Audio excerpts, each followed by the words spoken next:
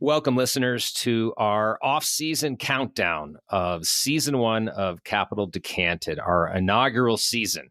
And coming in at number 5, Episode 10, GP Stakes, with the Sean Ward of Blue Owl and Sean Uri of USAA. And in this episode, which is a fascinating overview of this burgeoning, progressive and very trendy area of investment, GP stakes, we assess whether this is a pure incentive alignment between LPs and GPs, or whether it's a distraction, whether the ability for an LP to play the role and participate in the same ways and through the same streams that GPs do is something that is worth pursuing. So stay tuned for this episode of GP Stakes. Welcome to Capital Decanted. In this show, we say goodbye to tired market takes and superficial sound bites, because here, instead of skimming the surface, we dive into the heart of capital allocation, striking the perfect balance and exposing the subtleties that reveal the topic's true essence. Prepare to have your perspectives challenged as we open up the issues that resonate with the hearts and minds of those shaping capital allocation. We've enlisted the wisdom of visionary leaders in the industry, and just like a meticulously crafted wine, we'll allow their insights to breathe, unfurling their hidden depths and transforming our understanding. This is Season 1, Episode 10 of Capital Decanted, GP Stakes. I'm John Bowman. And I'm Christy Hamilton. And we are your hosts. First, as always, a huge thank you to our Season 1 title sponsor, Franklin Templeton Alternatives. With over 40 years of alt investing and $260 billion of assets under management, they've assembled and offer specialist investment managers across 6 different asset classes: private debt, hedge funds, real estate, digital assets, private equity, and venture capital. And of course, all of them operate with the client-first mentality that has always defined Franklin Templeton to prioritize investment outcomes. And we'll, in fact, be talking with one of those sub-managers today, K2 Advisors, at halftime. So make sure to tune in there. Thanks so much, as always, to Franklin Templeton Alternatives. So episode 10, double digits, Christy. We have arrived. Let me first say thank you to all of our listeners. We're not done by any means. We still have several amazing episode topics and guests left this first season, but there's something special about getting to number 10. We've been overwhelmed by the support, the downloads, the encouragement from all of you listeners out there. It's been a really fun ride so far. So just wanted to make sure I reinforced that from the outset. Christy, I was looking back, speaking of this milestone, in my original scribbled list of priority topics all the way back last summer. And while some of them were on there because the dialogue and banter needed a centrist, a balanced moderator to rein in the extremists, shall we say, on both sides, and take private market valuations as exhibit 1 of that, which is where we kicked off this whole journey. But other topics were on there because they had a newfound resonance that really stoked my intellectual curiosity, my interest. And one of those examples was indeed the subject of today's episode, which is GP stakes. Now, we've talked at length on this show about the inherent advantages, you might say, of private capital. Most acutely that they're wrapped in long-dated structures, and therefore they're removed and protected from the gyrations and the whipsaws of public market emotion that I think plague us all if you've been around the block a few times. And this allows a much more aligned governance structure that can focus on enterprise transformation and improvement of the business over a cycle or two versus the daily pressure of answering to shareholders. But permanent capital take this a bit further. These structures certainly try to build on that and look out even longer upon the horizon. Now, nothing in investing is truly permanent, which is somewhat of a misnomer, that modifier. But in many cases, the goal here is to eliminate even the arbitrary 10 to 12-year life of the stereotypical PE drawdown fund, or at least the urgency to find an exit in the second half of that life to rev up the J-curve, as we often say.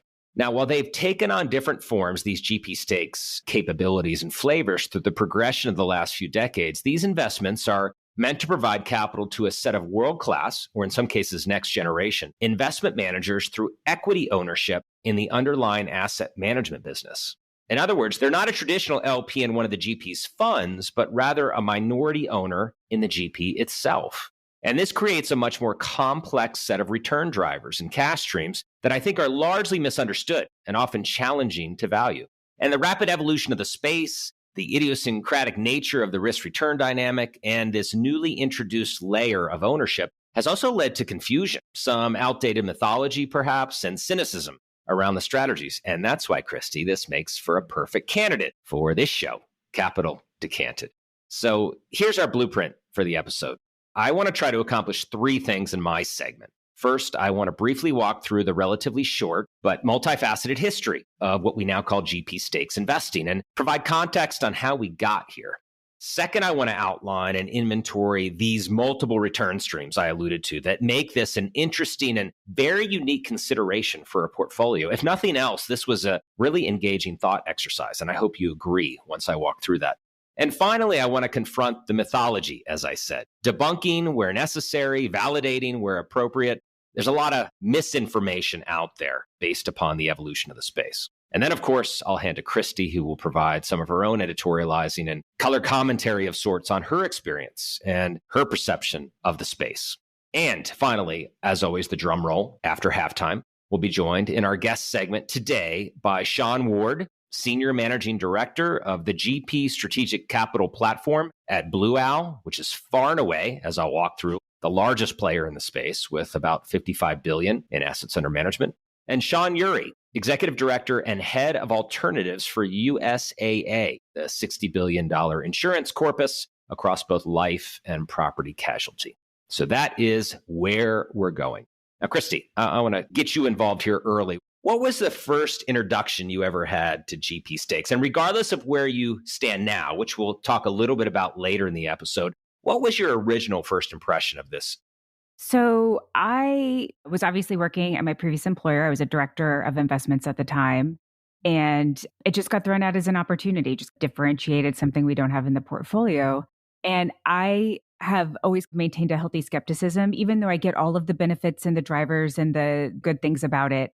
With that said, I want to make it very clear that my investment philosophy when it comes to stuff like this is always there is no such thing as a good or a bad investment. It's just things that I could wrap my head around or things that maybe didn't fit within the portfolio at the time. So as I thought about it more, it didn't fit into the portfolio that I was with at the time. But the more I thought about it and the more I have been exposed to it, I do understand where it makes sense for certain investors and in certain LP wise. And then on the GP side, it makes sense when liquidity is needed in specific situations. The world is changing. It's not the same. And I think expecting people to go to the bank to get a loan against their equity to be able to do different things, it's not even a possibility at this point. So basically expecting people to do things the old way just is not fair. And I've had to really come to terms with that in my own brain. So I was initially a skeptic. I think I still remain a slight skeptic, but recognizing that one of the things I'm going to talk about later is there is a good reason to look pretty closely at this right now, particularly where we are in the market. So what are your thoughts?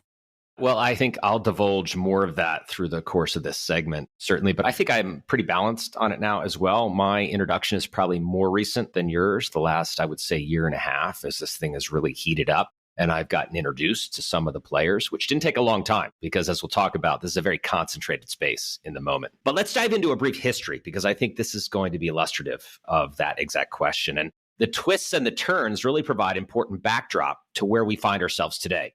And certainly get to, as I just alluded to, the very few players involved on this proverbial chessboard that now exists. So I'm going to suggest two phases of development to help provide a mental map for all of us for the last 25 years or so. And that feels like a long time, but it has moved quickly. The first phase is what I'll call the proto-permanent capital phase. And it had two parallel tracks of development, the investment banking and brokerage track and the investor-led track.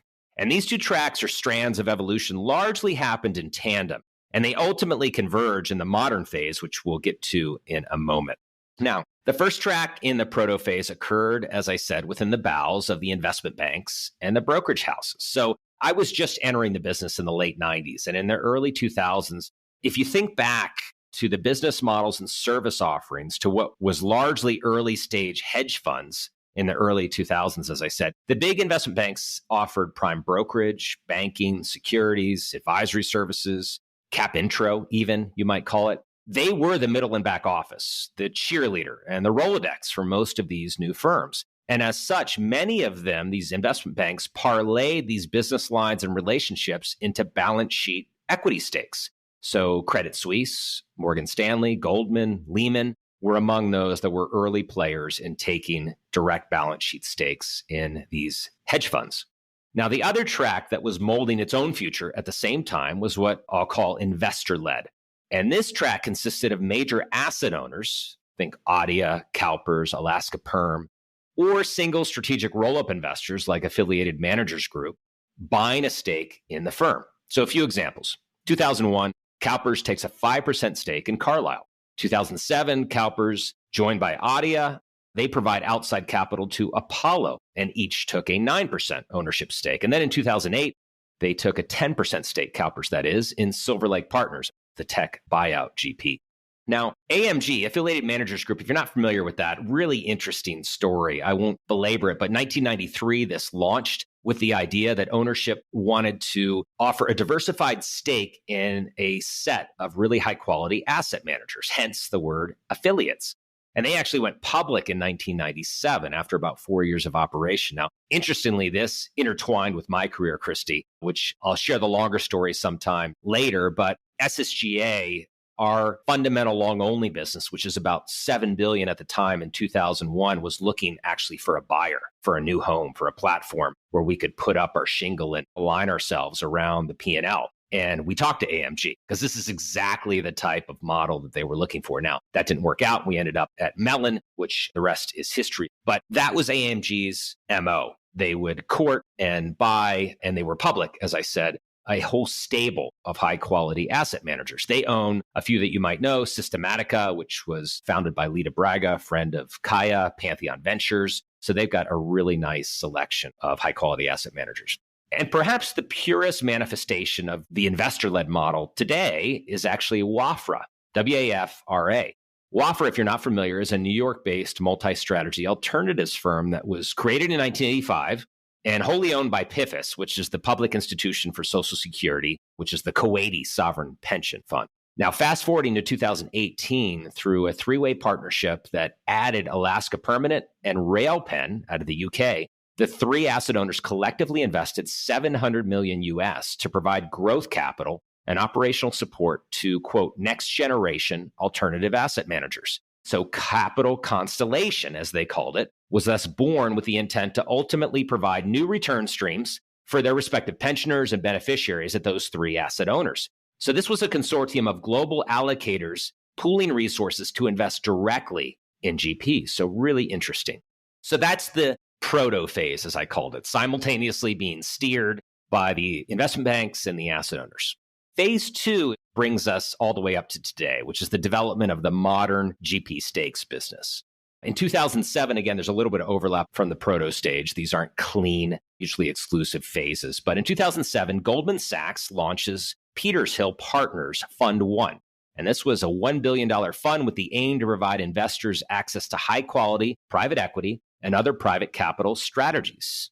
Now, interestingly, Goldman eventually listed Petershill on the London Stock Exchange in October of 2021, which has been a real lesson in valuation challenges, by the way, which we're going to get back to later and unpack.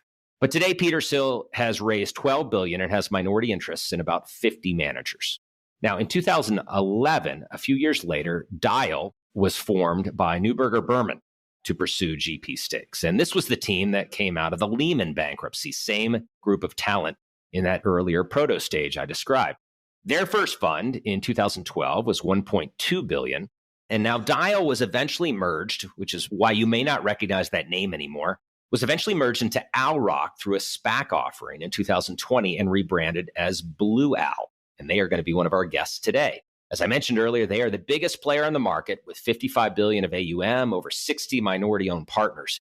And just to put some numbers on their fundraising prowess, Fund 5 in 2022 was just shy of $13 billion, the largest GP stakes fund ever. And Fund 6, which is still in process, is expected to exceed that.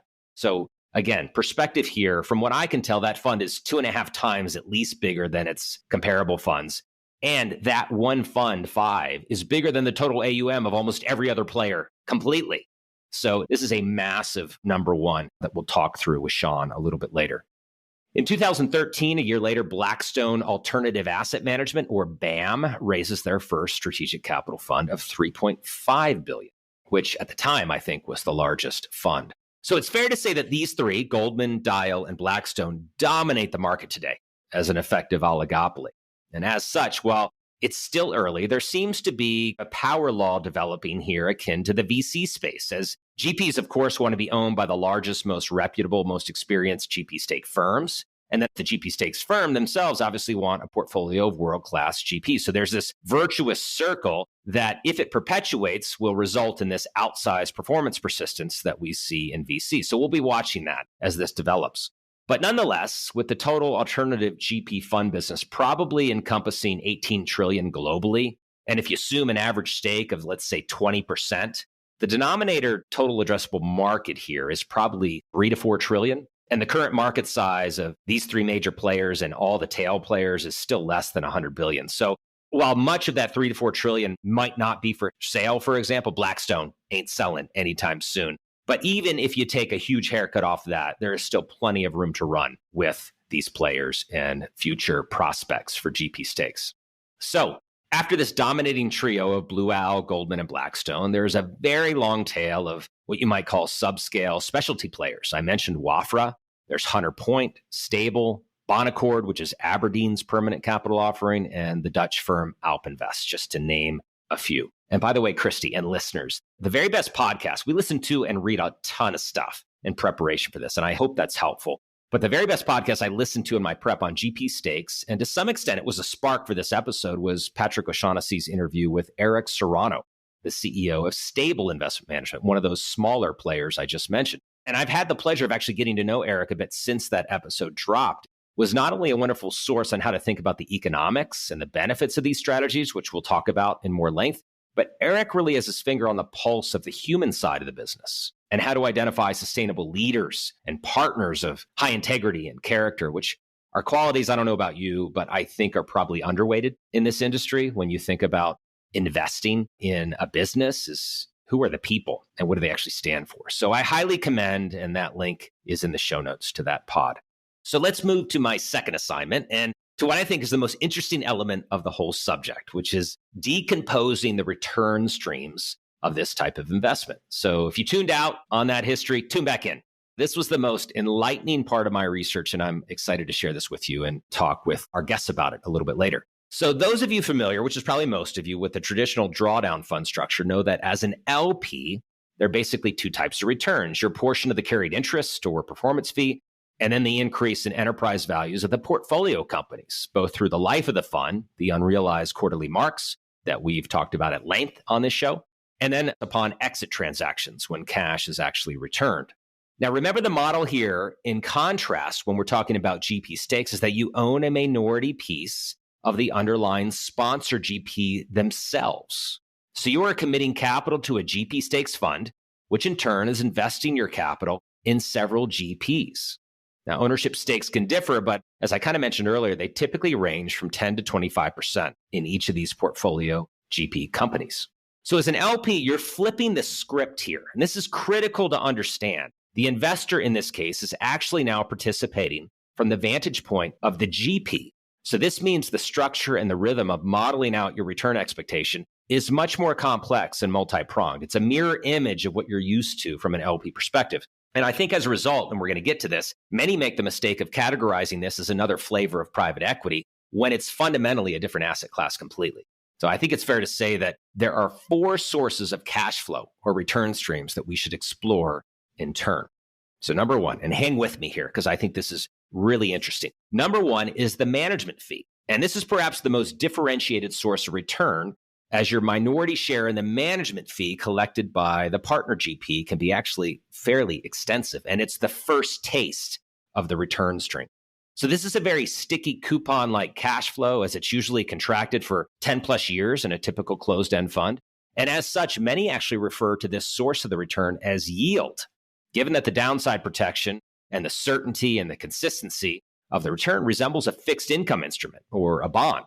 And these yields themselves, without any upside on performance, which we'll get to in a moment, will often yield 7 to 10% return on cash themselves. So this is your portion of the GP's management.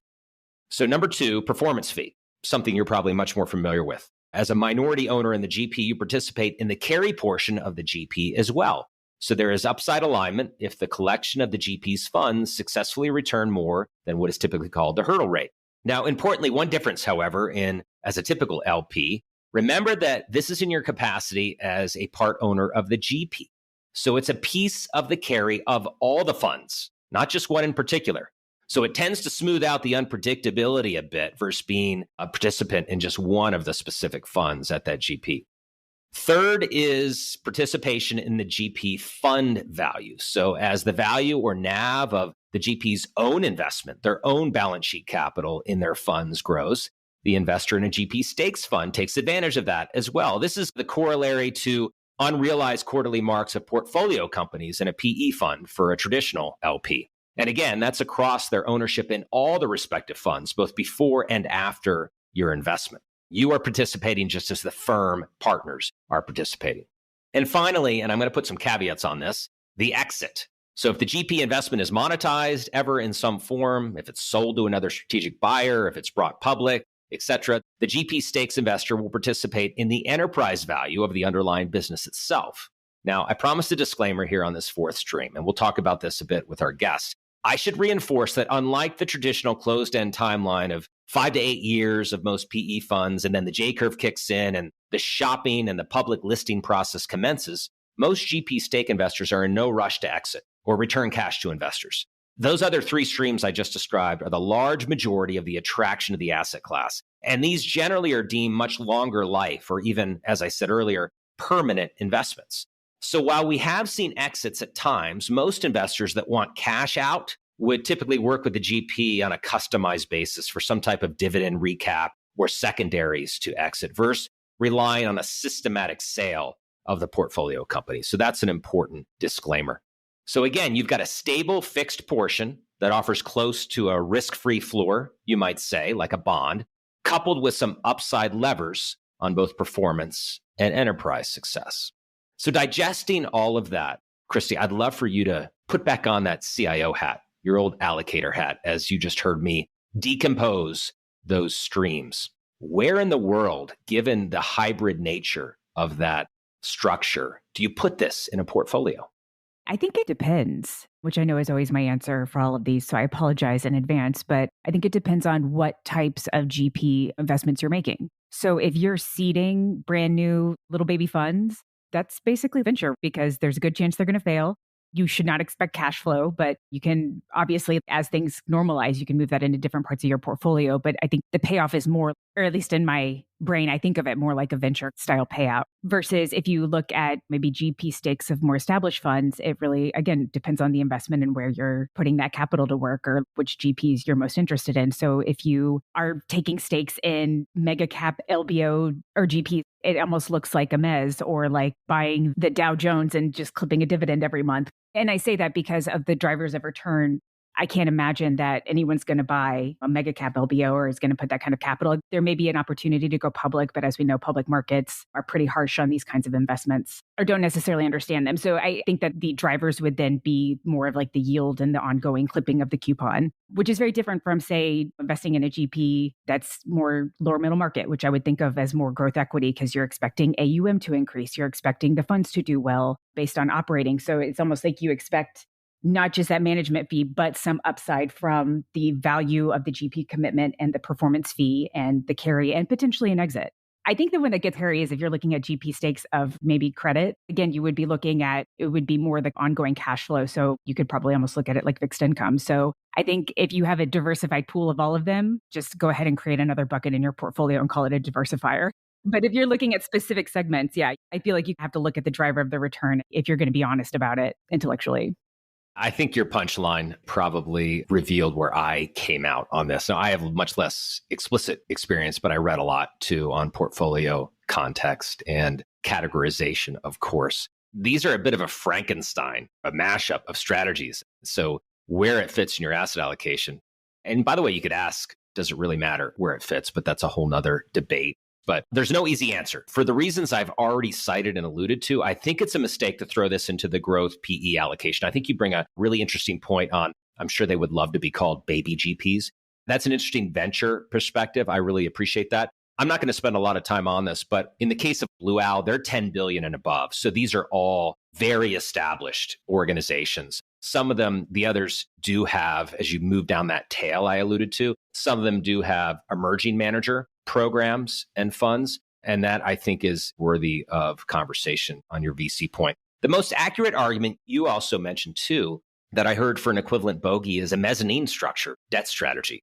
So in other words, it's got this fairly stable coupon exposure with an equity kicker and an upside participation if things go well, if the macro environment cooperates. But I'd also hesitate to throw it in your private debt or special situation credit portfolio either, as structurally, this is actually an equity investment, as we talked about. So all that to say, from what I've seen, due to its distinctive combination of characteristics, most asset owners I've talked to seem to be slotting this into what they call a tactical or opportunistic bucket. You said diversified, same type of thing, with maybe a 2 to 4% sizing or so. I think we should ask Sean Uri this of USAA because they're fairly new investor in this space. And I wonder where they have slotted it or even if they've thought through the debate on the destinations that could be a proper location for it. So finally, my third assignment before I hand off to Christy and we get to our guests is tackling the wide world of GP stakes mythology. So what do I mean by that? Well, repeatedly, we ran into material that challenged the virtues of the space with the same questions, almost on repeat. And many of these questions are the same natural head scratchers that Christy and I had, or in some cases, still have. Now, this is far from exhaustive, but I'm going to tackle the three big ones here, at least the ones I saw most often, and then play a little bit of truth or fiction with each of them. And then we'll test our assessments with our guests a little bit later. So, three myths. Myth number one. A founder in a promising or high-growth GP would have no incentive to sell a piece of equity to a GP stakes firm. This was one we really wrestled with. So in that proto-permanent capital day that I described earlier, these early deals were largely cash-out events for the original vintage hedge fund founders that were either looking for liquidity or a retirement glide path. But as we've learned, that's very rarely the case anymore. The large majority of these stakes and infusions of cash are for what you might call balance sheet capital and growth opportunities. So namely to launch new products, to enter new geographies, to acquire new talent, to support their own GP commitments to future funds. And all of this, particularly in private capital, as compared to hedge funds, are very capital intensive, even for GPs of reasonable scale. So this newfound GP stake capital in the modern form is like pouring octane into the tank for these businesses, for their growth aspirations. I should also explain that this relationship is about much more than just cash in the modern form of the business. Many of these GPs are looking to plug into an experience platform of, you might call wisdom, talent, services that eludes them in isolation or allows them perhaps to focus on what they do best, which is the investing part. So, for example, we'll ask Sean Ward to tell us a little bit about Blue Owl's business services platform, or what they call BSP.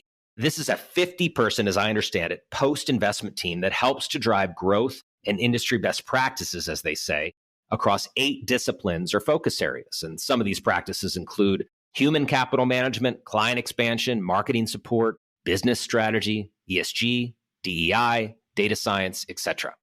Petershill, or Goldman, similarly talks about becoming a partner of choice, not by competing on price, but by what they call their centers of excellence in capital and product development, firm infrastructure and operations, and portfolio advisory services. So this whole one-stop shop cafeteria style service platform is becoming an interesting model that seems to be contagious, at least across the majors. And by the way, just as a quick aside, because I find this fascinating, that model was really spawned by someone named Michael Ovitz. Now, listeners might recognize Ovitz, sadly, more for his dysfunctional 16 months at Disney than for his founding of Creative Artist Agency, or CAA, which is the gold standard of talent agencies. But here was his innovative insight that might rhyme with part of this discussion. Michael curated a large set of services and relationships with actors, television, film, investment banking, and advertising services. And then he would assemble package deals to shop these creative concepts, directors, actors, and screenwriters to a studio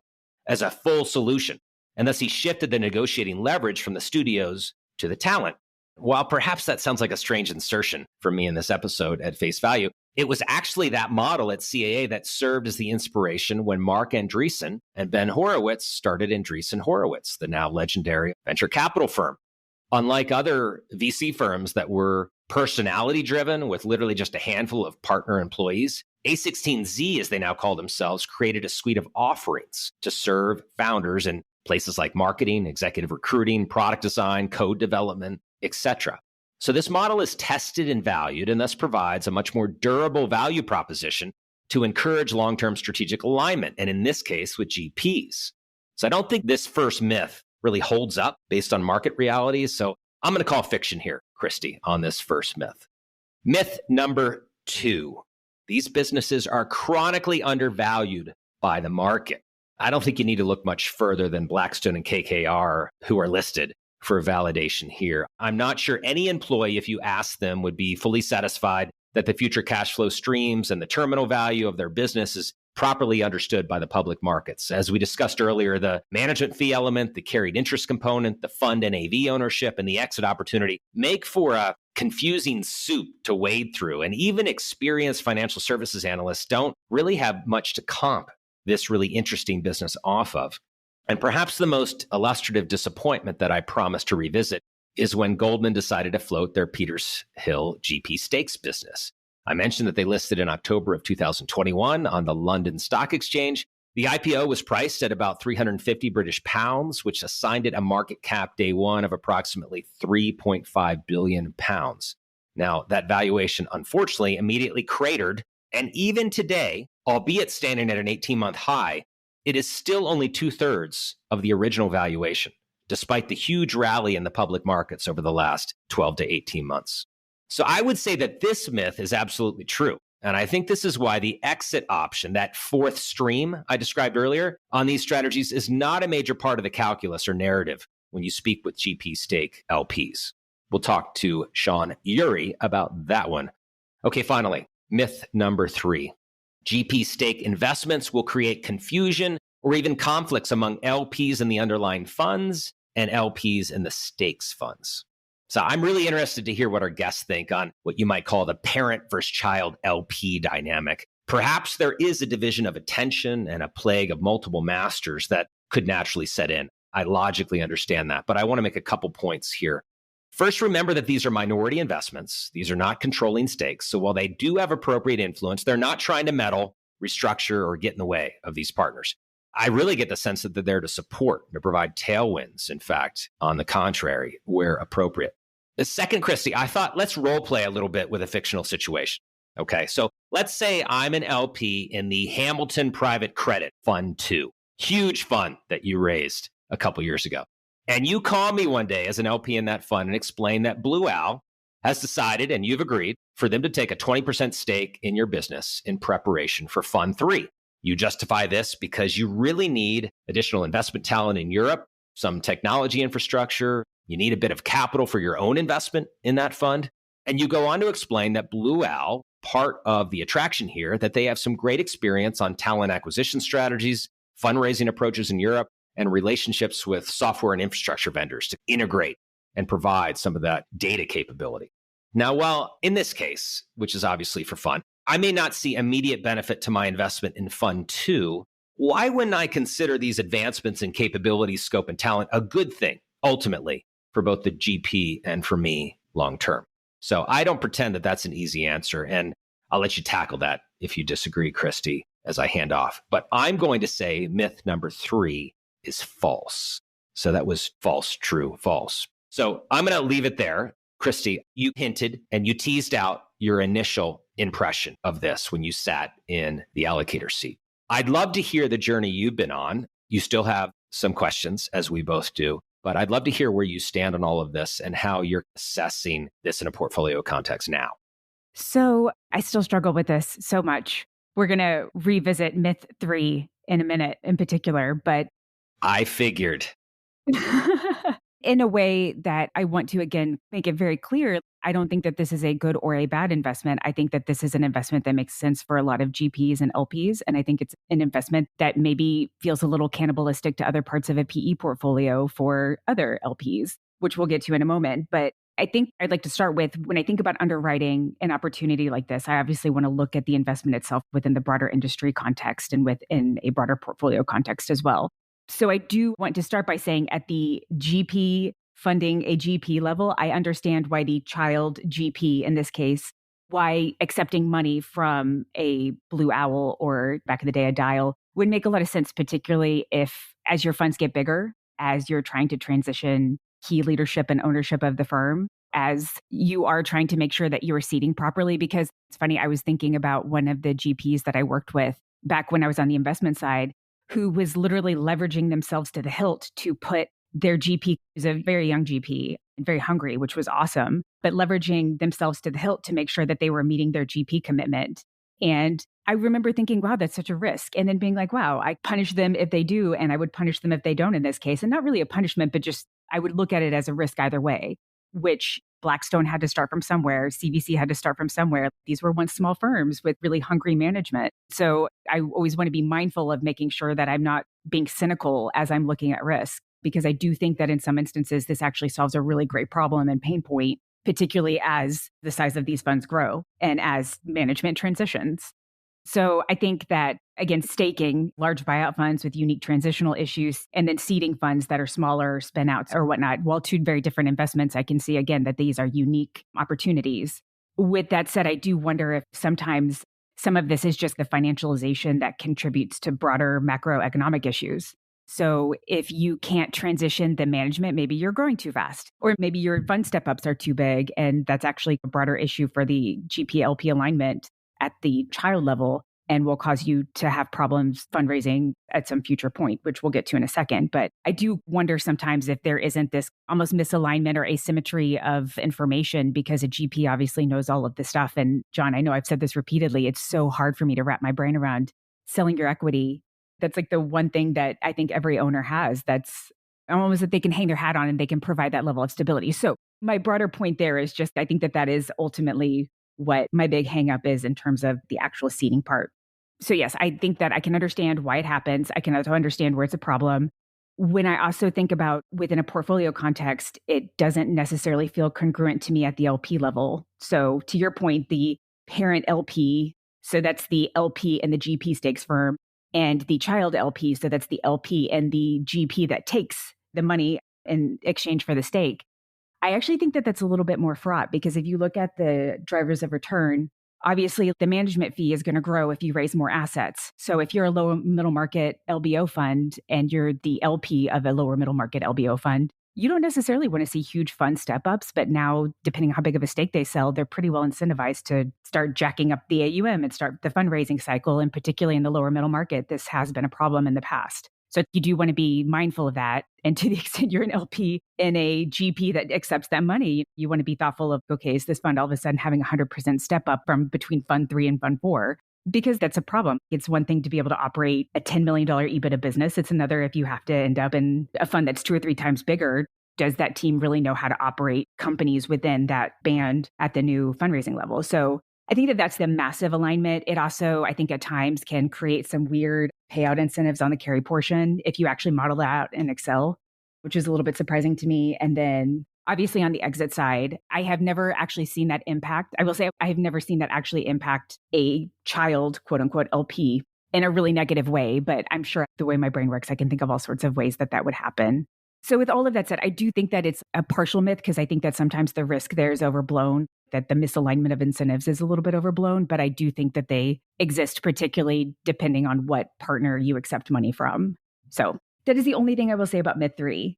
But from there, I think just if you're an LP in a fund that sells its stake to its GP, watch for step-ups in fundraising. Ask yourself why they took the money. Does it make sense? Is it logical? And if you're an LP in a GP stakes fund, who are you giving money to and why? Are you solving unique problems, or are you riding a wider wave of PE fundraising expansion? And if so, at what point is that merry-go-round going to stop? And are you still going to fund them?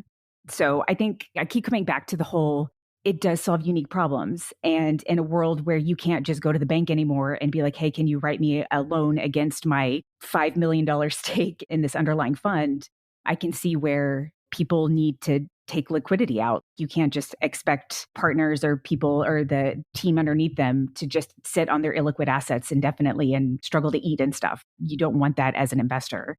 And I also will say I can see right now where people are interested, because in addition to that solving unique problems, you have this larger wave or this larger expectation of PE funds in particular, and private credit funds for that matter, raising money because of the democratization of alts. So I actually understand where this would be a longer term macro picture where you just expect large inflows and that you would basically invest in funds that are staking very large cap LBO funds, because that's most likely who's going to be the beneficiary, or private credit funds, because I feel like that's going to be largely who benefits from the broader democratization. So again, I can see where the opportunity is there, but I guess from a fundamental perspective, I would also caution anybody looking into it that wherever you put it in your portfolio, I firmly believe that if you look at this investment, it has to stack up versus if you put it in your PE portfolio, it needs to stack up against your PE investments or offer some differentiated exposure that improves the entire picture of the portfolio. And a diversifier, you have to really ask yourself, what are we getting here? And does that match your long-term vision or long-term needs in both terms of risk and return?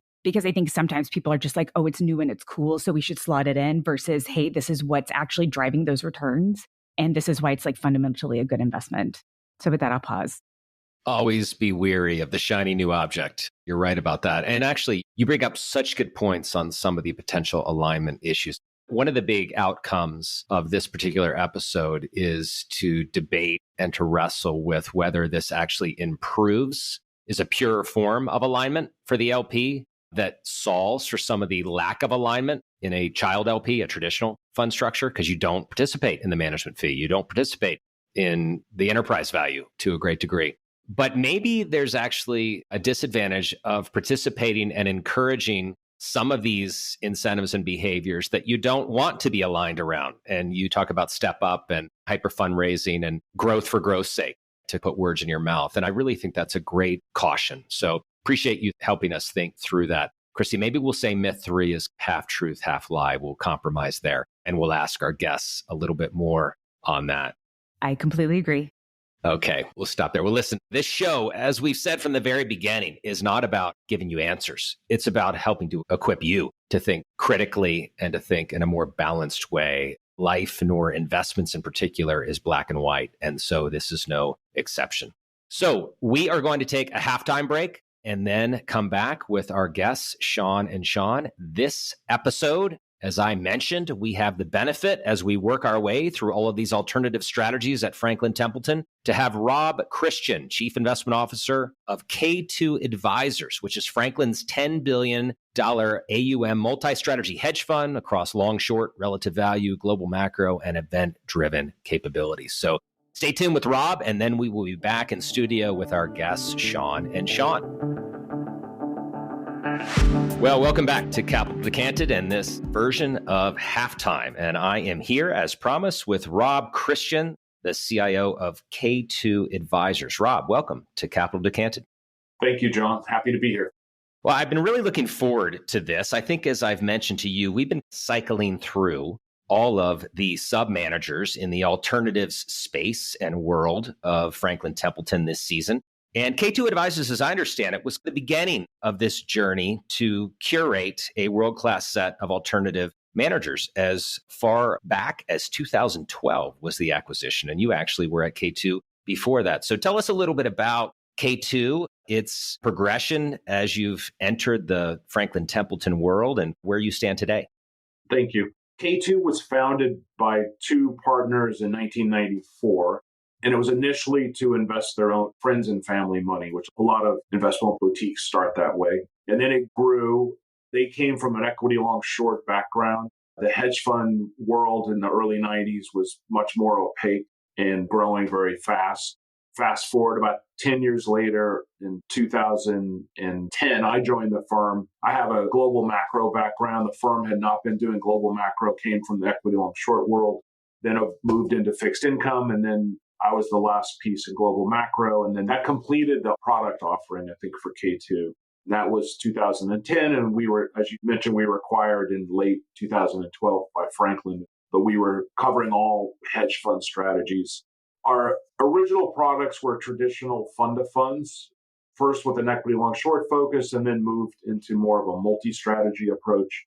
Today, we still have some fund of fund products, but the industry in K2 has evolved much more than just being a hedge fund of funds, where we view ourselves more as a absolute return advisor or a hedge fund solutioning. Solutioning gets used a lot and probably too much. And that is really because when we work with clients and we have a host of products and offerings from clients, everything from some listed registered funds, both in the 40 Act world and the UCITS world, but then we also have many institutional mandates where the hedge fund program is customized for the individual client. That's a very helpful flyover, Rob. I appreciate it. And you alluded to, as all Franklin Templeton employees seem to have in their DNA, the client as the primary reason we exist. This is a tough question when you're thinking about a collection of hedge funds, I understand. But when you counsel clients and dialogue and hold the hand of clients to think about the proper context within a portfolio of these types of offerings, how would you approach that conversation? We are very client focused, which made the K2 Franklin combination very easy to happen. But one of the biggest questions when we work with clients is the client is like, how should I fit hedge funds into my portfolio? The next question is, where should that capital come from? Where should I be deallocating to in order to allocate to hedge funds or even alternatives in general? If you think of real estate, private credit, infrastructure, hedge funds. But that question always comes up early. Where should I allocate from? So when we initially meet with clients, we do diagnostic analytical work on their portfolios to show them where their risks are, where their potential holes are. And then clients inevitably there's probably 3 or 4 different types of clients or wants from clients, a better way to put it. One is they have too much equity risk and they want to reduce equity risk. Think of a pension fund or someone who has liabilities and they're pretty well matched to their liabilities and they're worried and concerned about equities. They may also have a lot of private equity or venture capital that have equity-like risk, but are not as liquid. So the first set are people that want to reduce equity risk and look for diversification in their portfolio. Other set of clients, especially this was more the case a few years ago when yields were very low, but they were using alpha generated by hedge funds as a way to replace interest income from fixed income. So thinking of alpha as a fixed income replacement, that certainly has changed today because now cash is much higher. But that's one focus. And then we've seen more and more recently is people is using strategies that are more oriented towards mitigating risk. So that enables portfolio investor to take more risk in the rest of their portfolio. And then we tailor custom solutions towards that. Rob, I really like that approach because what you started with was the client has a challenge or a problem and you're solving for that. And I think so often, and I think listeners will agree with this, is that we've got a product that is trying to find a problem. So again, I think just a great echo of what we've talked about with many of your peers and Franklin Templeton's, I would say, ethos as an organization. So Rob, thank you so much for the quick conversation. Really, really enlightening to learn a bit more about K2. And listeners, stay tuned for our next segment with our guests. Thank you. Welcome back to Capital Decanted. We are now thrilled, as promised, to be here in studio with Sean Ward of Blue Owl and Sean Uri of USAA. Welcome, gentlemen, to Capital Decanted. Thank you. Thank you for having us.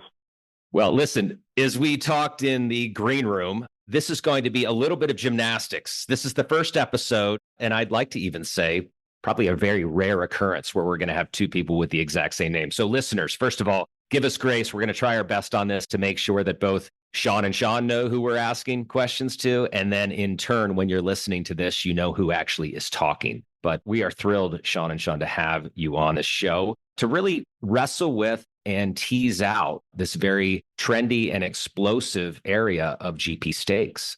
So I'm going to start with just that, a little bit of a retrospective with Sean Ward at Blue Owl. We spent a lot of time, Sean, in the opening segment, walking through the history, the progression, the evolution of GP stakes, permanent capital evolving into its more mature, maybe adolescent state. And that's really for you to define.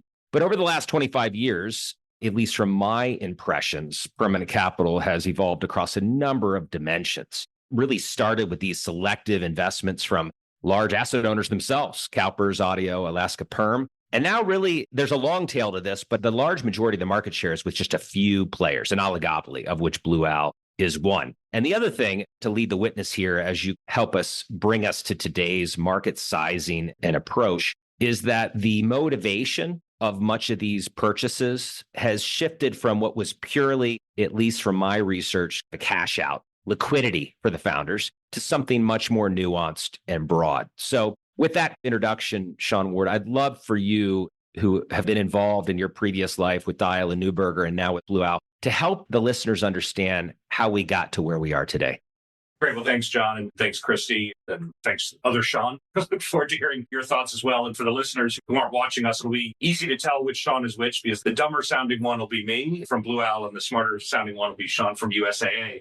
Our team's been involved in this really since the very beginning. We did our first GP stakes deal back in 2001. And I don't know what it says about me that I haven't changed jobs since the mid 2000s. The companies just keep changing around me. I don't know if that's a good endorsement or a bad one, but at least the good news is in this very one narrow area, I know what I'm talking about. So you're exactly right. If you want to go back to the very beginning of when these deals were getting done, they were pretty opportunistic. They were largely done with large hedge fund firms. And that's where we really started, all the way back on the balance sheet of Lehman Brothers. And they were done for various reasons. Sometimes on the buyer side, it was some strategic relationship between a particular sovereign or other large asset owner and a manager.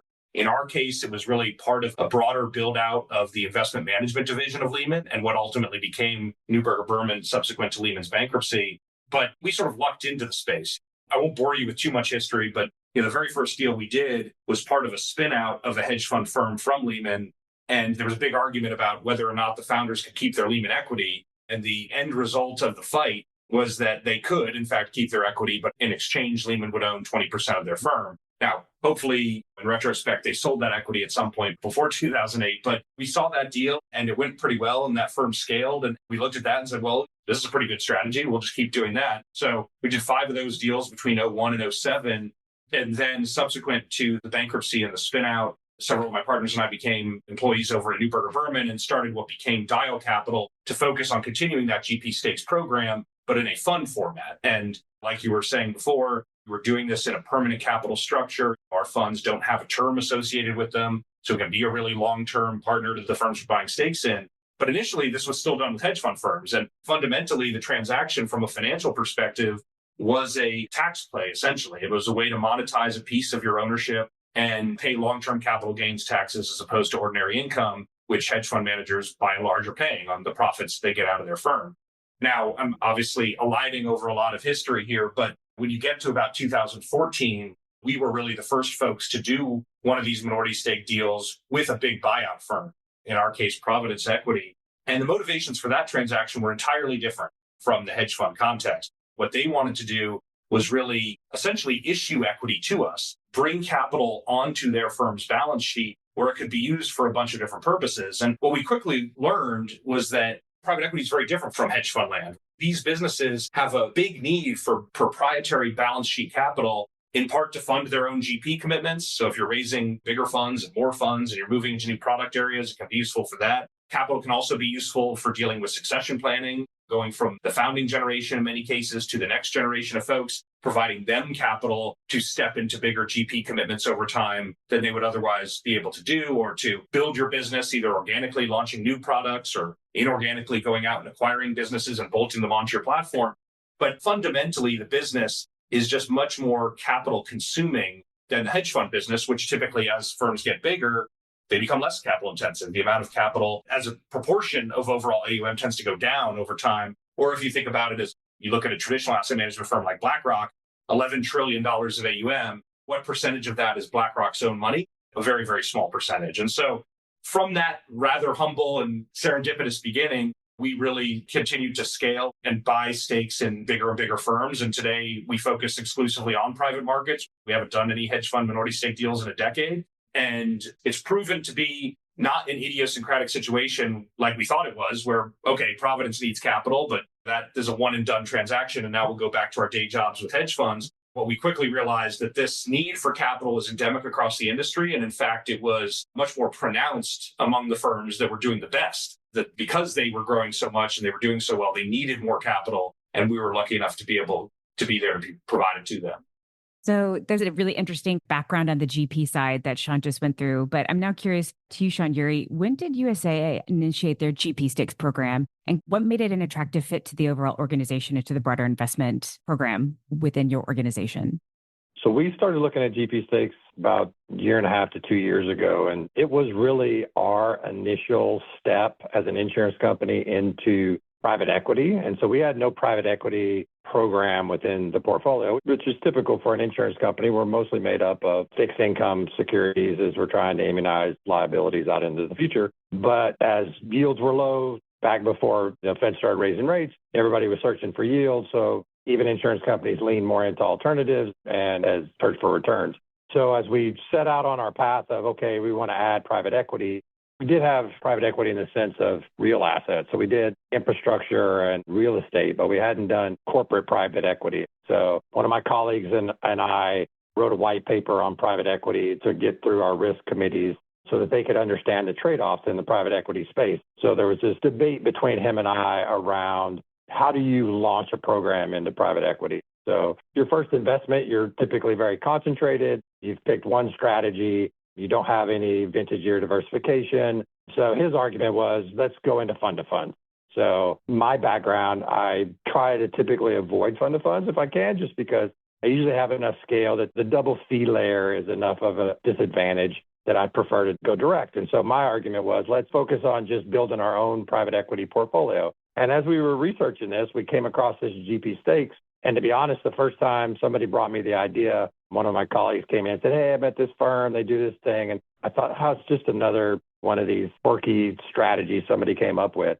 And I dismissed it. And then it came back around a second time, and I paid a little more attention. And as I paid more attention, I think I realized that it was a really good first step into private equity because it gave us vintage year diversification automatically. It gave us broad diversification across asset managers almost instantaneously. And it did so without me having to pay 2 layers of fees and a fund-to-fund strategy. And so I felt like it solved some problems for us in that we could almost build a very robust private equity exposure with one investment. So we recognize there's trade-offs and that I think the upside on GP stakes is probably a little more limited than the direct private equity investment, but it is a great diversifier. And then you can build out your program with more direct investments as a complement to the GP stakes investment. What's interesting, I think you're not alone in the initial dismissive attitude. I hear that a lot with LPs. And I think you're right that it is quirky, even though you came back around. It is unique. It's a bit of a hybrid. And Sean Ward, I'd love for you maybe to provide a bit of a primer on the economics around this, because as we outlined in the opening segment, in my words, you have 3 sources of cash that have very different return streams and behaviors and rhythms to them. You have almost yield-like return where you're sharing in the portion of the management fee that typically in a 2 and 20 drawdown fund structure, you don't touch as an LP. Then, of course, you have the upside with the performance fees as the LP portion of your relationship. And then finally, there's this potential, and I'd love for you to comment a little bit about how that timeline and time horizon and expectation works, which the eventual enterprise sale, the actual growth and the value of the business itself. So maybe talk us through, if I've outlined that and characterized that correctly, those 3 sources of economic return for the LP. Look, I would love if we weren't considered to be quite as quirky as we are, perhaps, make my job a lot easier. But there is an advantage to it as well, in that we've been put in all sorts of different buckets by investors who decide they want to allocate to our strategy, but don't quite know where to put us. Beauty's in the eye of the beholder. If they have excess capacity in their private credit bucket, we wind up there because of that coupon-like component that you describe. And we wind up in people's private equity allocations and absolute return and what have you. But I would say you're broadly right. There's one tweak I would make to the way you describe the cash flows. But I would say for investors like Sean Yuri, I would say there are basically 2 broad things we bring to bear. And one of them he mentioned already is that broad-based diversification you get buying at the GP level. Because if you buy a stake in a GP, you're economically exposed to everything that GP has ever done that they still own and everything that they do off into the future as well. And you multiply that by a portfolio of stakes in 10, 15, even 20 firms in a particular fund of ours or one of our peers, you're talking about exposure to hundreds of underlying funds, thousands of underlying portfolio companies that have all been put in the ground at different points in time across strategies, across asset classes, across geographies. So it's truly a mind-boggling amount of diversification in one shot that I would say is pretty much impossible to replicate elsewhere. When you think about the return stream, again, I would completely agree with Sean, and maybe it's not the best selling point, but I think the range of outcomes for what we do is probably a lot narrower than other strategies where maybe if you pick the right manager, they knock the cover off the ball and you get 5x your money in 10 years. We're probably not going to do that for you, even in our best case. But it's also very hard to lose money buying in at the GP level. And why is that? Well, it comes back to those cash flow streams that you described. And I would actually say, using your rubric, I would say maybe there are 4 cash flow streams rather than 3. The one being the management fees that you described. They're very stable and predictable. They're almost coupon-like in the sense that they're contractual obligations by investors to pay a fixed amount of management fees on a fixed schedule over a fixed period of time. That looks a lot like a bond coupon. And that's very underwritable, the amount of cash flow you're going to get from that, at least from a manager's existing funds. The one other nuance I would add there is that management fees provide a lot of downside protection too. If you imagine a scenario where we do a really horrendous job and we buy a stake in a firm that never raises another fund, that just are completely terrible, and investors wind up hating them, well, at least you're going to get the management fees on their existing funds as they roll off over time. And you should get a significant amount of your purchase price back over a long enough period of time as those funds roll off. Now, no one's going to throw you a parade in that scenario, but it's still a lot better than a zero, which is your typical downside case, right? So you got the management fees, very steady as she goes, underwritable. You have the carried interest, which, as you say, is entirely performance dependent, and it's realized performance. It's not even like the good old days with hedge funds where you can charge 20% on unrealized gains. You actually have to sell stuff and realize gains, typically above a preferred return. That's the bad news as the co-owner, the GP. The good news is that even though the cash flow is a bit lumpier and less predictable than the management fee, it can really move the needle quite a bit. We've had individual exits at managers of positions in one of their funds that have gotten us back 5, 10, 15, even 20% or more of our purchase price just on the carry from one realized investment. And the way I think about it economically is that the carry looks an awful lot like an option on their performance. It's binary. You either get it or you don't. And it's convex to the upside if you do get it. And you multiply those options by, again, however many funds and however many managers. And even though the cash flow is lumpy in the individual instance, it tends to smooth out across a portfolio. Now, the only thing I think you missed in your description before was the actual balance sheet of the firm itself. So we own a piece of the firm's investments in their own funds. So our piece of the GP commitments. And over time, that generally generates a NAV that increases. And you can't eat the NAV, but it's separate and apart from the enterprise value of the firm. You're talking about what's our slice of all their fund investments worth. That's on a gross basis because you're not paying fees to yourself as the manager. And over time, as those investments are sold, there's often distributions that are made and cash that's rolled from one fund into the next to fund that GP commitment. And when we're underwriting our investment, those are the 3 things we're looking at. The exit value is something that we hold off to the side and say, well, that's nice if we get it ultimately, but we're not underwriting to that exit. So in that way, we're very different from a buyout fund where you need an exit to drive return. Our return stream is very cash flow dominated. We want to get our money back within a certain period of time just from those operating cash flow streams that I described. And we want a good multiple of our money over 10, 11, 12 years, essentially ignoring the enterprise value of the firm, the terminal value of the firm, just looking at the operating profits of the business over time. And then you're exactly right. You look at, well, there is upside there potentially, whether we sell our position to someone else or the whole firm is sold to someone else or they IPO their business or what have you. Lots of different levers that can be pulled to add on to that nice base case. But I always like to tell folks thinking about GP stakes that you should really be focused on the cash flow only return. And if that doesn't meet whatever your return hurdles are, then you shouldn't invest because it's not like a buyout fund where you need that exit to get to a good place. Here, I like to think of that as being incremental upside. So Sean, Yuri, you mentioned previously that your initial foray into the space was positioned as more private equity and as this great position or leg into private equity. With Sean Ward's comments there, would you say that that's still the case 1 year in? Are you still looking at it as a maybe de-risked private equity or even a private credit, or is there a different way that you started to look at it within your portfolio? No, I agree with everything that Sean Ward said. We definitely think about it like a cash generator and, again, with great diversification. To be honest, I think the exit piece was really the part we struggled with a little bit because when most managers would come in and talk to us about GP stakes, they would talk about creating strategic alliances with the underlying firms that they were buying. And my question back to them was always, how do you break that strategic alliance? You've told them you're going to partner with them, you're going to buy a minority stake. And I think we had to eventually come to terms with the fact that this is a really long-term investment. I don't think we think about it as it's a 10-year with a couple of one-year extensions and it may last out to 13, 14 years.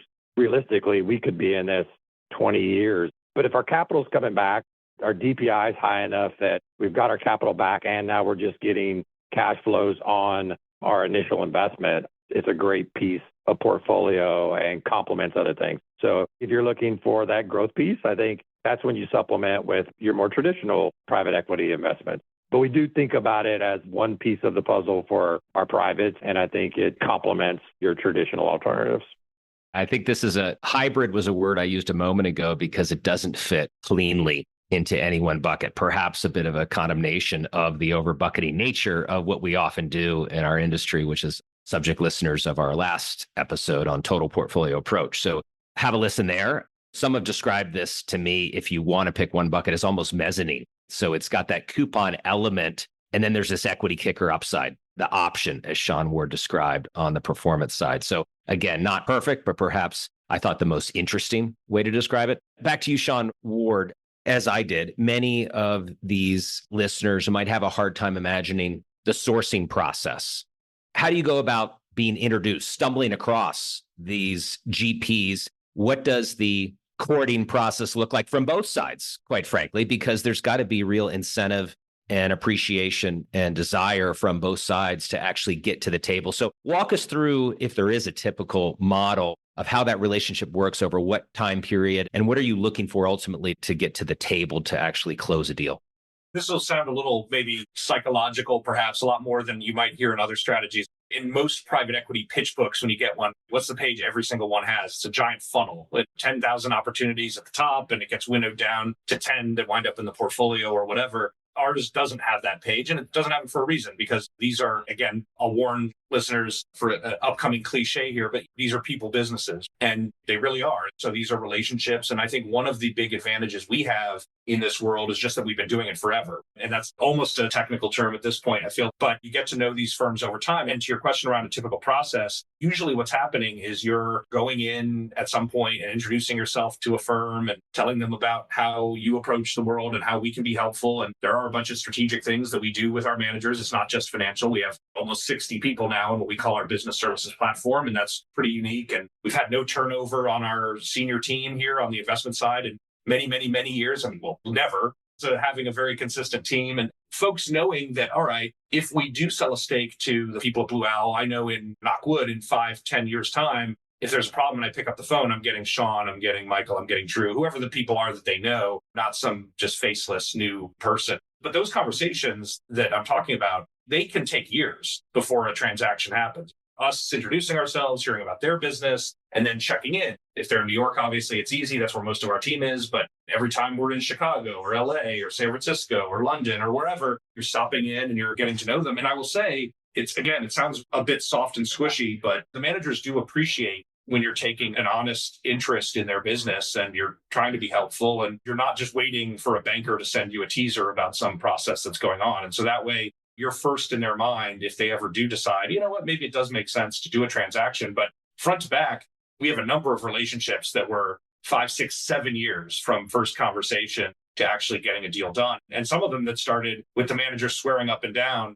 that they would never sell a stake. This is not for us, not something we'd ever be interested in. And again, I'll let your listeners in on a little secret, because there are probably some folks listening who say, well, there's this great firm out there, and I heard the founders say, well, we would never sell a stake. And I'll tell you, everyone says that until they ultimately do. And then there's a different story. But yeah, it's not a highly scientific process. You've probably heard much more impressive sourcing stories. But the good news for us is because we really focus primarily on the upper end of the market, let's call that $10 billion of AUM and up. There are 300 firms globally that are that size, and we need to stay in touch with the firms that are going to be that size. And we have an effort focused on the middle market and all of that. But for our flagship funds, you're talking about a couple hundred firms globally that you're dealing with, and we've met them all, literally, at this point. So we have that advantage of dealing with a constrained universe. It's a long process, I imagine. There's lots of moving parts, so that certainly makes sense logically to me. Sean Ury, thinking about that execution of multi-layered ownership, maybe is a crude way to put it. But what I'm getting at is obviously there are LPs in the funds of the underlying GPs that folks like Blue Owl are investing in as part of his GP stakes fund. And I want to get to maybe a few of the, for lack of a better word, criticisms or questions around GP stakes, whether valid or not. But I think it would help certainly us and the listeners piece this apart. If you're an LP in what I would call maybe the child level, the underlying GP fund level, and now suddenly there are LPs at the GP stakes level, is that a conflict? Are there misaligned interests, or does it actually improve the alignment around all the players and actors in the situation? Would you be concerned if you were in a GP fund and suddenly a portion of their business was actually acquired by a GP stakes fund? How should we sort through that? I think about it a little differently. I would say, knowing what I know about the due diligence that the Dow team does, that I actually would probably be more comfortable when they come in, because I mentioned earlier this strategic partnership. A lot of times that underlying GP needs something to be able to scale up or be able to take his business to the next level, whether it's driving efficiencies. And I think that's something that Blue Owl and the team bring to the table. And if I'm an underlying LP, I actually like the fact that somebody as well-versed in the space has come in and bought a minority share. Now, not a controlling share, almost always a minority share. But I also think about it in the flip side of that, in that I can call Sean Ward and say, hey, we're looking for a late-stage growth manager right now. Who do you have? Who have you researched? And I leverage that platform and turn it around and truly believe that sometimes these managers that are up and coming are actually some of the best managers, because they're still hungry. They're still really trying to build out their businesses. So it's a great resource for us to be able to turn to our GP stakes manager and then talk to them about what they're seeing out in the market. And there's just this synergy between, I actually can potentially become one of those child LPs if I find a really good investment and start at the GP stakes level and then work my way down. Now, it hasn't gotten all the way to that point. We're 1 year, year and a half into this, but we think about that a lot. And so now as we go to deploy capital in alternative markets, my GP stakes manager, the first ones I call to go, talk to me about who you find out there really interesting that I should bring to my office and talk about a potential engagement with. So that's the positive side. But I will say, when I sat on the LP side, Sean Ward, one of the difficulties that I always struggled with is, as the daughter of an entrepreneur, I learned from a very young age, you do not ever sell your equity, period. Full stop, end of story. So I've always struggled with the idea of buying a stake that somebody was selling. There's problems in my biased brain embedded in that. So I would love for you to just walk me through why a growing attractive GP would actually want to sell a stake in their business. And then what value proposition do you guys bring, other than liquidity, to the table for a GP, for example, that would be selling that stake of equity? Very good question. And look, I think there are a few different answers there. One thing that Sean mentioned a moment ago that's really important is that we are always a minority investor. In fact, we have contractual protections in place so that if someone ultimately gets to a point where they're selling such that active management goes below control, that we can actually step in front and accelerate it, tag out, because we don't want to be sitting next to a bunch of people who look like us. We want people to be riding the elevator every day, caring a lot about that business. So we're always a minority investor. We're a passive investor, and we have protections, but we're not getting in there and telling them what to do with their business. We can be helpful. We have a huge effort to be helpful, and I'll talk more about that. But it's always on a pull basis, not a push basis. We can't mandate that anyone does anything. But I think when folks look at our scale and the fact that we own stakes and managers that collectively manage in excess of $2.2 trillion of AUM and all the information and data and so forth that we can bring to bear, they start to think, well, maybe even though we're a big, successful firm, there's probably something I could learn here. But taking a step back, I do think it's really important to dispel one of the, I think, misconceptions that is out there around most of these transactions, because unlike in the hedge fund days, where most of the deals, in fact, all of the deals of which I'm aware, were partial liquidity events for someone where they were taking cash off the table, paying their taxes and going off and buying an island or whatever it is they wanted to do. That was the paradigm back then. Nowadays, it's largely not that. Most of the deals that we're looking at, it's managers that are in fact looking to essentially issue new equity to us and dilute themselves. So no one is actually taking any chips off the table at that moment in time. They're just increasing the firm's balance sheet so that it can be used to do all the different things I mentioned before in passing. Help think about succession planning, and maybe it's equitizing junior partners at that moment in time so they then have access to that capital. Maybe it's launching a new product and seeding it with an outsized GP commitment so that you can go to folks like Sean Ury and say, look, here's our new XYZ fund. it's going to be $1 billion, but instead of putting in $20 million as a 2% GP commitment, we're putting in 200. And we've already warehoused some positions that you can diligence. Or maybe it's going out and just upsizing the GP commitments to your new flagship fund. Because you know what? It's a tougher fundraising environment, and having a giant GP commitment is a helpful marketing tool. And hopefully, knock wood, if you're a GP, you really believe in what you're doing and you want more money at work in your strategy to compound it, whatever your gross returns are. So there are all those things in the mix. And I think, again, it's the firms that are scaling that are most in need of that capital. We've had managers that have gone quite literally from $7 billion of AUM at the time we've done our initial deal with them to close to 100 today.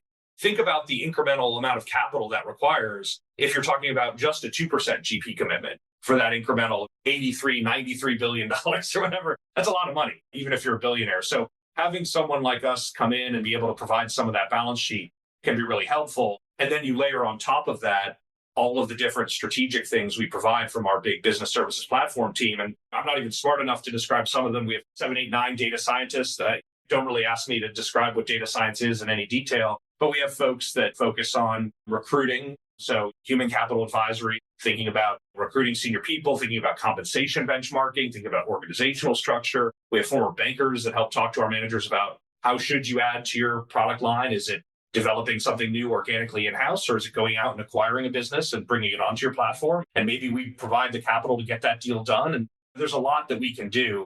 And we are the biggest group out there doing this. So we bring a real wide array of capabilities in addition to the capital. So every deal is a little bit different. One reason why big investors like Sean and others don't really worry about this anymore is I think it's become a very accepted part of the landscape that when managers get to a certain size and a certain level, it can make sense to bring in someone like us as an outside equity holder.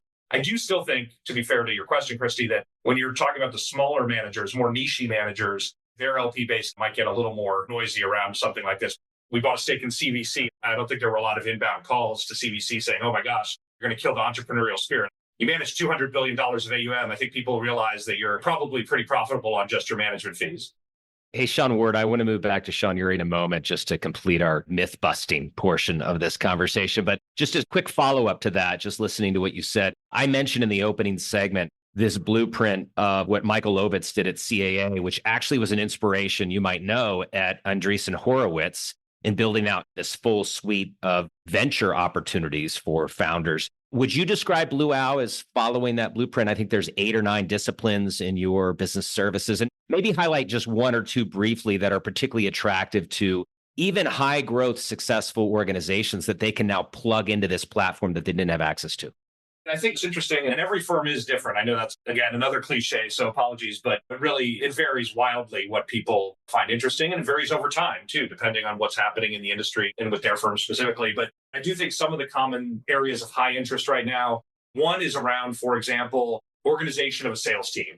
Some of these firms have been so successful over time that they haven't even really needed much of a dedicated business development function. And now even the firms that are raising a lot of money, they see, well, geez, we should have people dedicated to whatever region. We should have people dedicated to insurance companies. We should have a private wealth effort. And all of that takes hiring a bunch of folks. And how do you organize them? And how do you compensate them? And look, we're not telling people here's the right answer, but we tell people here's what we've seen. And we've seen quite a lot. And here are some different options that you can pull through. I mentioned compensation benchmarking. This is a world that is a bit of a black box in terms of how much people get paid and how they get paid. And we have a lot of information. We have a lot of data on what we've seen and what we think works well and what we think doesn't. Depending on where you're sitting in the country or in the world, this may be more or less popular, but there's a lot of focus on DEI and ESG. And we don't emphasize this when we're in Texas, obviously, or Florida, but European investors, for example, you better have a really well-articulated ESG policy, and it better be real. If you're saying it's part of your investment process, it better be actually part of your investment process. And I think our folks on our BSP who work in ESG, keep throwing around acronyms, they're viewed as being leading thought leaders here. So it's a lot of different stuff and it'll evolve over time. And the good news is we never whiteboarded this all out when we started the business. We knew we wanted to offer something strategic, but at the time we thought it would maybe help with introductions to investors here and maybe a little bit of recruiting there and be 4 or 5 people. And over time, it's really been our managers and their requests of us that have led us down the road of data science. I still don't really know what that was, but I really didn't know what it was a few years ago, but it was a topic that kept coming up and we knew enough to hire some smart people that knew what they were doing. And that's really been how this business has grown. It's grown organically in response to requests from our managers, not because we're smart enough to have any grand strategic vision of where the industry is going. Fascinating. So as I mentioned, maybe I'll turn back to you, Sean Uri, with this final typical challenge to the GP stakes assessment, which is this idea that the market, the public markets in particularly, chronically undervalue private market GPs. And we've seen that with some of the majors that have gone public. It's an idiosyncratic business. We described some of those cash flows earlier. It's not easy to get your head around. So when you thought about, as you answered Christy's earlier question about launching this GP stakes program, how did the reality of perhaps not being able to capitalize on that exit, the upside sale, play into your conversation and your journey in eventually starting to invest in this respect? The number one thing that we struggled with was to exit. And how do you exit, especially when a lot of the comments we heard were the GP stakes manager was going to be the strategic partner to the underlying. And I really struggle with, okay, you're going to become their partner, but then at some point they want you as a partner, but there's a risk that you could sell to somebody else they don't want to be a partner with. So that piece of that equity could transfer to somebody else that maybe they're not as keen on allowing to own a minority share of their business.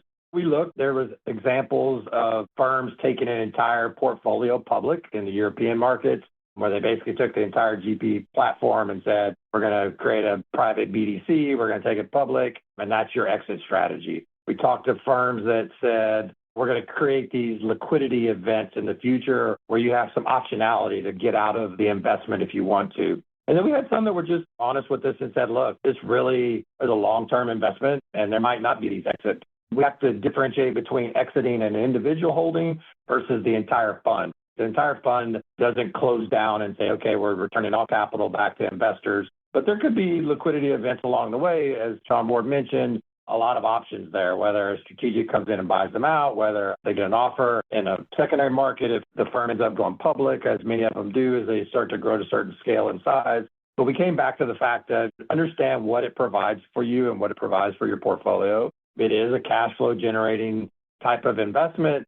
We believe the management fee component of it provides some downside protection. It's the downside protection that you don't get in your more traditional alternative types of investments. So as long as they're finding companies that have efficient operating models and have net income after expenses, those management fees should provide cash flow back to you with the upside potential. So I think as we looked across the entire pros and cons, and with any investment, you're going to find there's trade-offs. And the way you overcome the downsides, you called out probably the biggest downside, which is the exit, is you complement it with other types of assets within the portfolio multi-asset context, such that some of the other assets compensate for the weaknesses in this one. And so we still believe it was a great investment. I'd do it over again. I really believe the pros far outweigh the downside. I want to go ahead and switch gears real fast to the fundraising environment. And this question for Sean Ward. So just given the rollover in PE fundraising and deals we've seen in recent years, where are we in the cycle and acceptance curve of GP stakes investing? And is there an ironic counter-cyclical element to fundraising for GPs? Look, I think you can't open up a newspaper without seeing toughest fundraising environment in a decade and so forth and so on.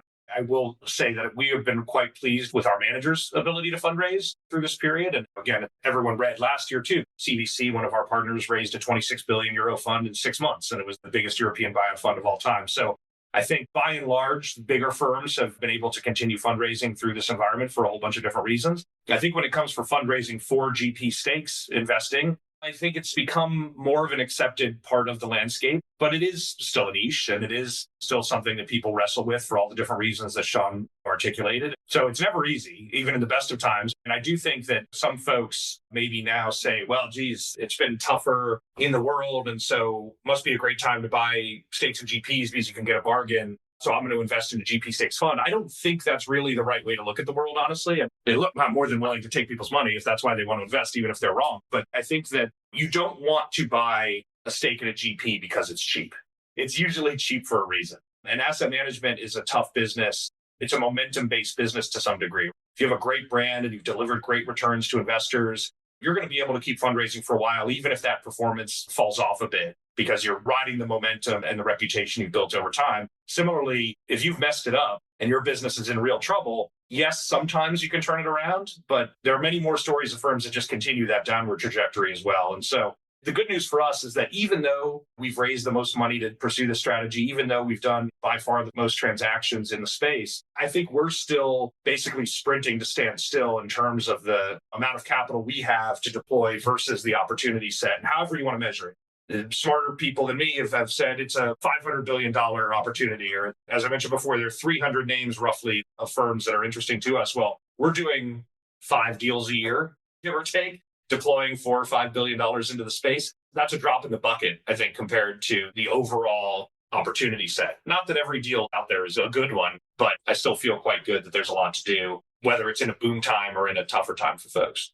So I want to close with perhaps the most important question, at least from a Kaya association perspective. So as you both know, Sean and Sean, we exist as a professional body, and often people associate ourselves, understandably so, with education, with our high stakes professional designation called Kaya. But really that's an outcome, a residual of the larger mission, which is to improve the capital market system on behalf of investors and the greater good. And that sounds a bit Pollyanna, but really LP-GP relationships and the mutual benefit of such throughout various investments is really the main reason, the primary reason we exist. So I want to focus this last question on where we are, how GP Stakes perhaps solves or where it fits a grade in a report card in that respect. So, and this last question is really sparked by a recent podcast I heard with another GP Stakes investor. Now, it's not one of the big three of Goldman Sachs, Blackstone, or you guys at Blue Owl. It was another along that tail that I mentioned earlier. There were 2 sound bites that really struck me. One was that basically the return streams roughly break up into a clean third, a third, a third. And we talked about this with Sean Ward a little bit earlier. Management fee, performance fee, and then the enterprise sale. And the other soundbite was that if you look at, and I won't name any, but if you look at founder of a very large private capital firm, that the vast majority of their own wealth is through the enterprise NAV of their business going up. And management fee is a distant second. Performance fee, which is getting to my question, is a even more distant third. And I'm wondering just very frankly, and I'll start with Yuri and then maybe move to Ward for a final word, is that has scale been the enemy of alignment a little bit? We talk about performance fee as being the holy grail of alignment on the upside, but in some sense, it seems like that's not the case when we get to really large organizations. And perhaps GP Stakes, throwing maybe a softball to you, is a bit of an antidote for that. So, Sean, I'll start with you. How do you think about GP-LP alignment in GP Stakes? And is this solving for some of the problems or shortcomings of the typical drawdown fund issue? Well, first I'll say as a Kaya member, I do appreciate your mission of education, and it's something that has always been valuable to me as I got my designation years ago. But I think that's a great question. And I don't know that I've thought a lot about it, but you laid out where you think the primary drivers are motivations to align interests between an owner of a firm and a minority owner that then comes in, and maybe those aren't completely aligned. I think Sean Ward mentioned maybe that fourth area of return that maybe doesn't fall into those 3, which is that increase in the value of the company over time. I think if you look under the hood at GP Stakes, the majority of the managers you're going to find, and it's not all, but the majority are these emerging private equity, private managers that are in that sweet spot between what Christine mentioned about the entrepreneur side, where maybe you don't want to lose any equity. You're so small that you're holding on to every piece of equity that you have. And then you get to a point where you realize I need capital to grow and I can't scale this by myself. To the other side of the extreme is when you've gotten so big that maybe you don't need that external capital anymore. And I think GP Stakes fits in that sweet spot in between. So for those companies, for those managers out there where growing their business is, as John, you mentioned, the number one driver of their wealth is the increase. I think the GP Stakes solution helps them do that. And it comes in and says, okay, we provide capital, allow you to grow your business, provide some expertise, maybe where you don't have any, as Sean Ward mentioned, the expertise they bring to bear around capital raising and ESG and E&I, et cetera. So while there may be some nuanced difference in alignment between the full motivation of that original owner, that manager who started out, and now the GP manager and then the LPs that provide them with capital, I believe for the most part, as close as aligned as we can be. And I would think Sean Ward probably could elaborate on a little more than I could. But from my seat, I think we are aligned in our motivations. I think that describes it quite well. I would tend to disagree with whoever was describing that the increase in enterprise value is by far the biggest wealth driver. And look, it is if you're Steve Schwartzman or what have you, but the managers we're talking about aren't generally yet Steve Schwartzman. And I would say that the reason why people want to grow their business isn't really to increase the enterprise value of the firm per se, because they think at some point I'm going to IPO this thing or sell it to BlackRock or what have you. That could happen. I think everyone's cognizant of that, but it's really more to have more money at work in the system to generate the carry and management fees as well. Don't get me wrong, but I still think people think of carry as the main driver of wealth that they're going to generate. And when you see the quantum of carry that comes off from managers that are selling businesses, one of our managers sold a company at a 9.2x not that long ago. That generated a whole lot of carry for a whole lot of folks. Whereas I think the increase in enterprise value, I think people think of that as wealth on paper.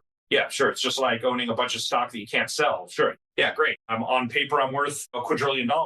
But if you're not actually able to monetize that, who really cares? It might make you feel good on some Forbes list somewhere, but cash in the bank from management fees and carry, I think counts a lot more. So I wouldn't put a whole lot of weight on that argument. I think it's more people are looking to increase the dollars at work in the system to really generate wealth for themselves. Well, very good. And we'll have to leave it there. Sean and Sean, this has been a fantastic 360-degree masterclass, certainly for us, but I know on behalf of all the listeners, thank you both for your kind and generous time. And listeners, stay tuned for The Last Sip. Welcome back to The Last Sip. Well, Christy, I love that conversation with Sean and Sean. I think we handled the Sean and Sean show okay. I hope listeners, you knew who was talking and we navigated that appropriately. Despite having the same name, they provided very different perspectives and different viewpoints, different histories, different backgrounds. So that was, as intended, I hope, really constructive for you.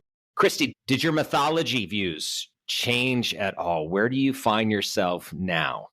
A bit. Again, I can absolutely understand where it is a compelling opportunity to take a look at. But I also understand you really have to look at where you're investing and what money you're putting into it and what your expectations are, as with any investment. So I am not as skeptical. I think that a lot of the questions have been answered, but I think that a good investor is always a little bit skeptical. So any changes on your side?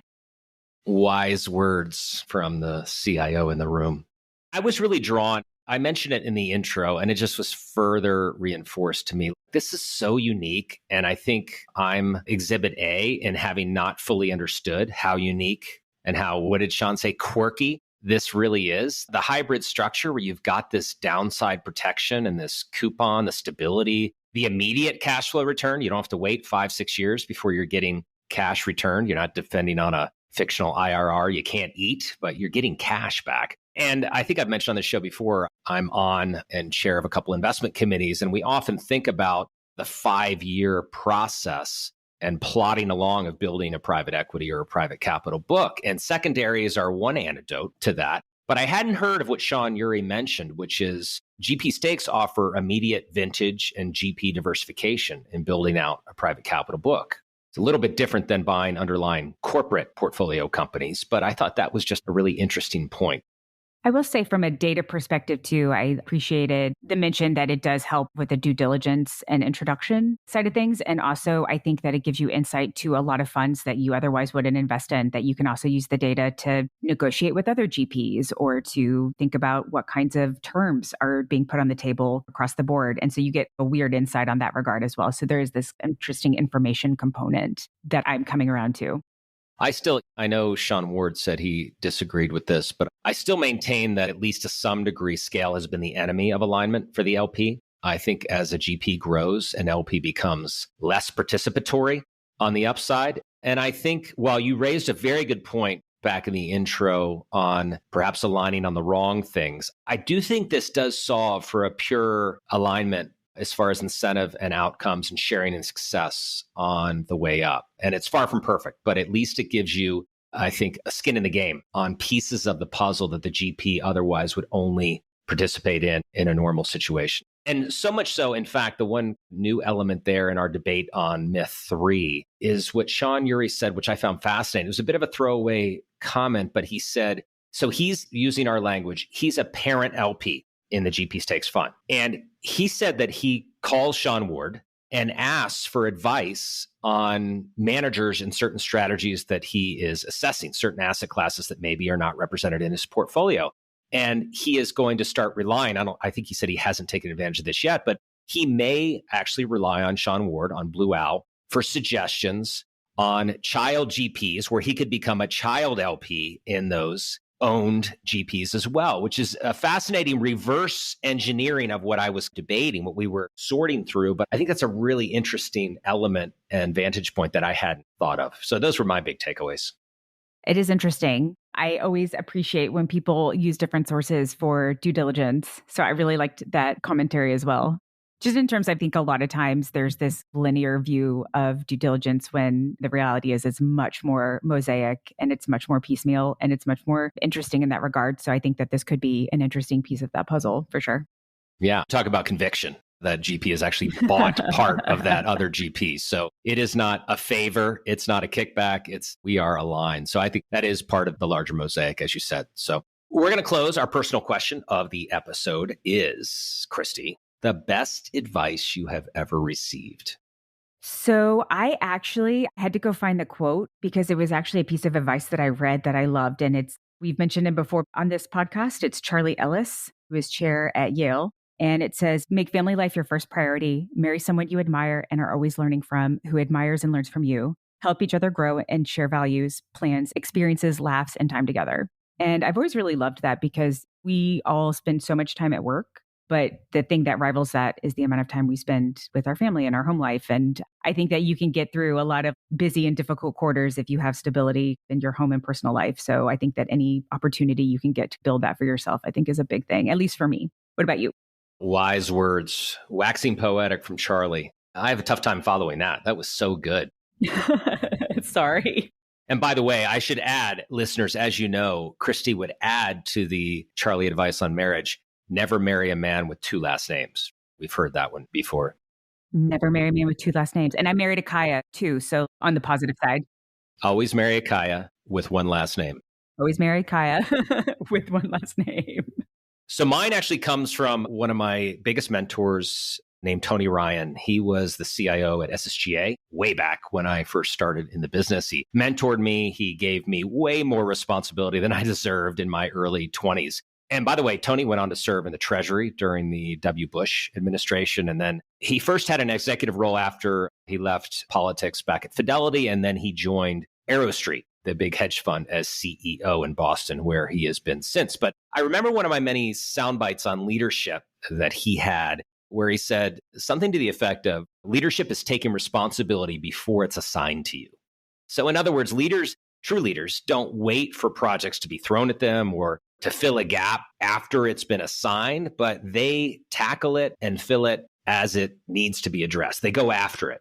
They proactively take it upon themselves to deliver where no one else does or where no one else is paying attention. And that might end up with the responsibility ultimately being assigned to you. But more importantly is that you're leading. You're taking responsibility before the org chart gives you the authority to do so. And I thought that was so wise. And that's in many ways defined my career since. It's just the proverbial raising your hand. I tell my kids this.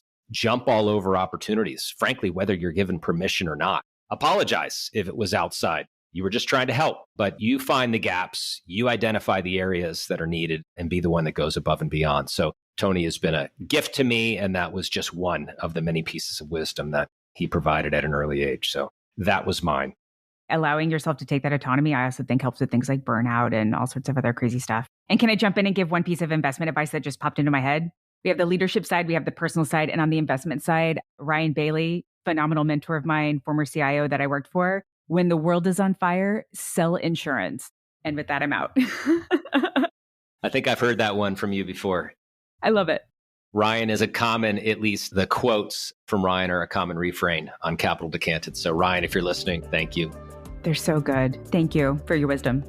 Well, listeners, we're going to leave it there. I hope you enjoyed the journey as much as we did, and we appreciate your listenership, you hanging with us, and we will see you on the next episode of Capital Decanted.